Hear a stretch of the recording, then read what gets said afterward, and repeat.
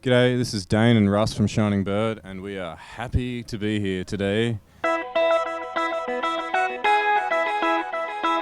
It does feel like a bit of a not a homecoming. I'm repeating the question. Not a homecoming. It was just a really convenient place for us to play. And Berry's an awesome spot. It's a very nice spot. We'll leave it at that.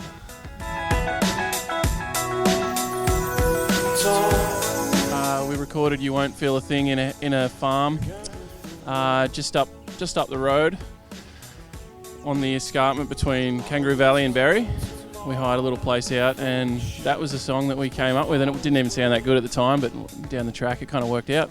Originally had a beat running through it, and then once we stripped it back into just that kind of organ and more like of an ethereal Sigur vibe, something really clicked.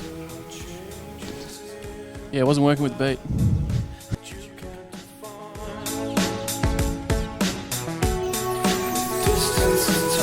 Leisure Coast. Actually, the strip of coastline where we live that's where the name was kind of coined. It's kind of between Helensburgh and like down south and Shellhaven.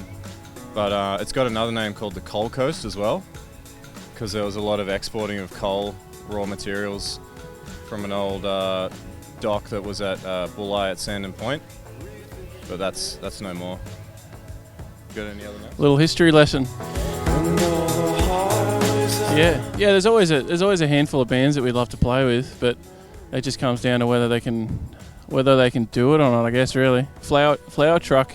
The guys we played with this time around were awesome. All of them were really good. We were really lucky to have Holly from Tiny Ruins to open for us at the Heritage. That was really special. And Cool Sounds in Melbourne, Alibata. Yeah, it was really good. Yeah, so I think sometimes with the visual aspect of the bird, it tends to bring out something that maybe people don't pick up on in the music, and that's like a slightly absurdist sense of humour or something. We usually try and do something that...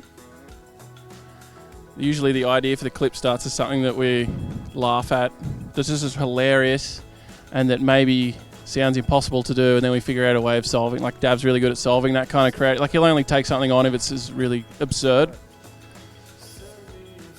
Lately, when we've been writing, we've been like Russ will kind of stop us once we've recorded something, and then put on some like visuals of like up north of Australia or something really textural or something over the top of what we're listening to see if it works as a whole. Yeah. And it kind of I